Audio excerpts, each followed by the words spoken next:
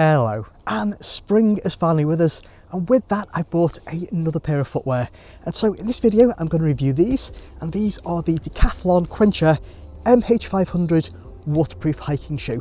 And I'm going to explain when these are better than a full grain leather hiking shoe. And yeah, check the comments because I'm sure some people are going to be offended by that.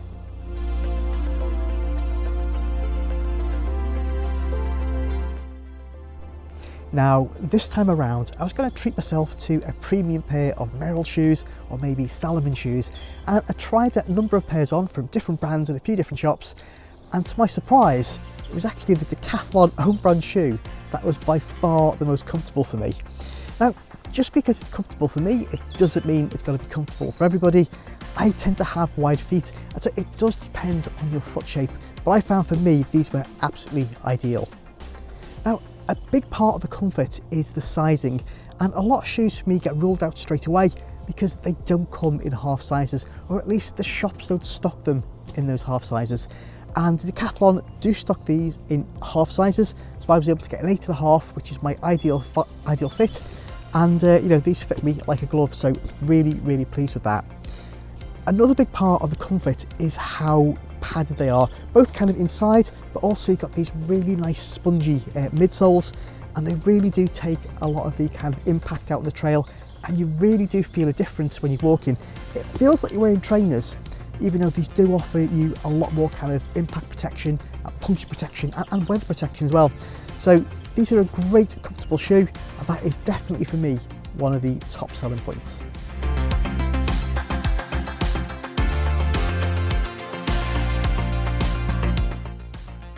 Now, in terms of being waterproof, Decathlon claim these will keep your feet dry for up to 6 hours in all weathers.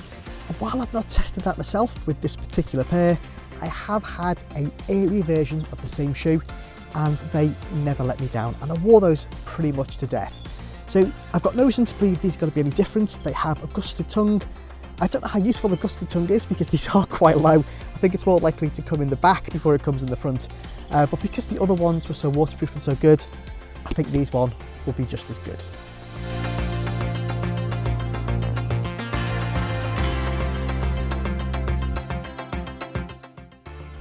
Now, these shoes weigh 445 grams, and that isn't the lightest hiking shoe by any stretch of the imagination.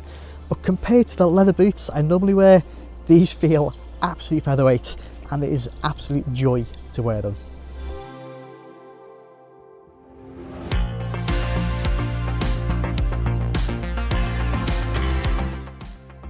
Now, the sole unit on these is really good. It's a rubber compound, and it's not too hard that it kind of slips on wet rock and pavement, which I've had some shoes do, but it's not so soft that it wears out really quickly either. They just seem to have got the balance just right. Feels quite kind of grippy when you're wearing them. Now, the lugs, they're kind of 5mm thick, which is a good deep tread, and what's also nice to see is you've got a toe brake here at the front, so that means the grooves are kind of facing backwards, so when you're going uphill, those kind of grooves are kind of digging in, and you've also got a heel brake at the back as well, so when you're going downhill they don't kind of slip forwards because, again, the way the shape of those teeth are. So that's a really good feature to have. Now, the midsole itself is really kind of springy and spongy, as I mentioned earlier on, and I can't tell you how comfortable these are because you do feel like you're springing away like you're wearing a pair of trainers, and that was one of the things I really liked about these when I tried them on. Now, the whole sole is actually quite substantial as well. So, you know, you don't feel kind of like sharp rocks and things in the trail, but you do get a decent amount of trail feedback as well. So if you're standing on like a tree root or something, you know you're standing on it to kind of give you that feedback, and kind of, you know, you've got to brace your ankles so you don't slip. But it's not uncomfortable at all. They just seem to have got the balance just right with the sole, so I am really happy with that.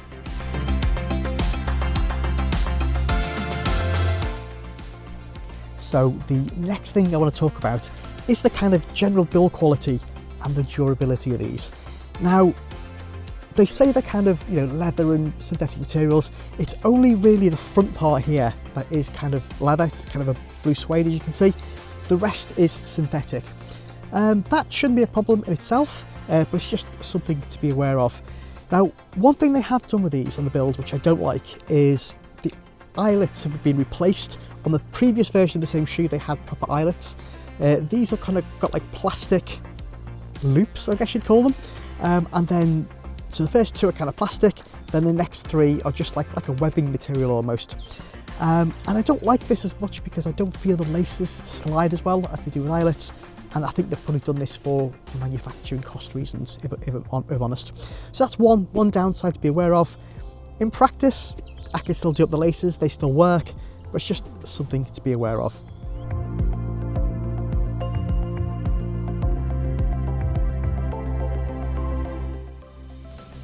Now, in terms of durability, Decathlon claims these will last between 350 and 500 miles.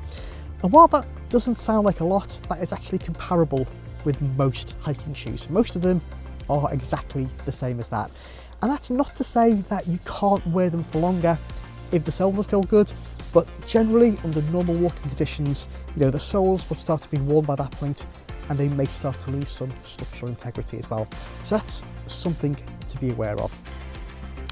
In terms of general durability, we need to talk about the warranty. We need to talk about it in conjunction with their warranty.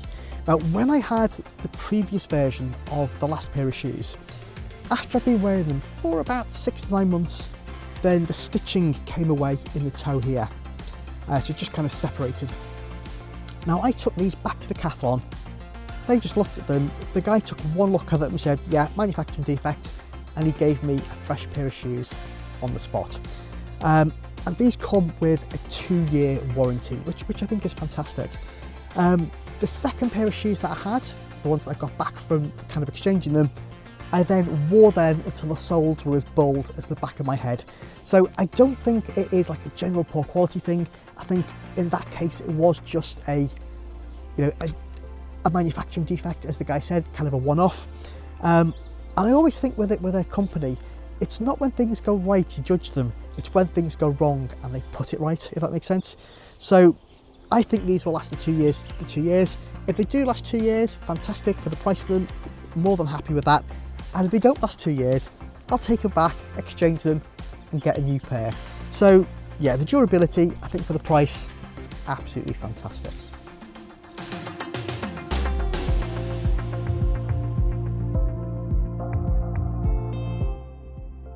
And finally, when it comes to the price, these are £59, which I think is an absolute steal. I tried the Salomons on, they were like 89, 90 quid, I think they were, and they just were nowhere near as comfortable. So yeah, really pleased with £59. I think it's an absolute steal. Now, when it comes to the cost per mileage, when you work it out, if they cost £59 and you can only do 500 miles on them, it's more expensive than you think.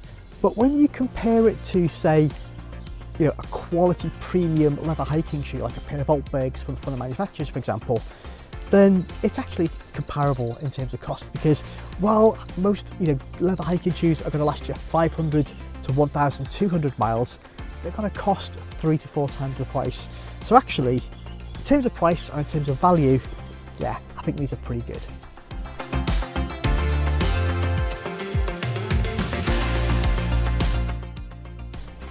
Earlier on, I promised I'd explain when a pair of fabric hiking shoes like these Decathlon are better than a quality pair of leather boots. Now, before you bang angrily into the keyboards because that's so controversial and can't possibly be true, then just hear me out, because there's a bit of nuance here and you just might not have thought about it. Now, before I do that, I've got to draw your attention to 2 words in the last statement. The first one is better, and the second word is when. Because better assumes that I'm applying a higher value on some attributes over others, and so I need to be more precise in my language and explain exactly what I think is better. And when is also important, because I'm not for 1 minute suggesting that fabric hiking shoes are always better than a leather pair of hiking boots, because in some situations boots are going to be supreme, and others I think the shoes will be. It's a question of horses for courses.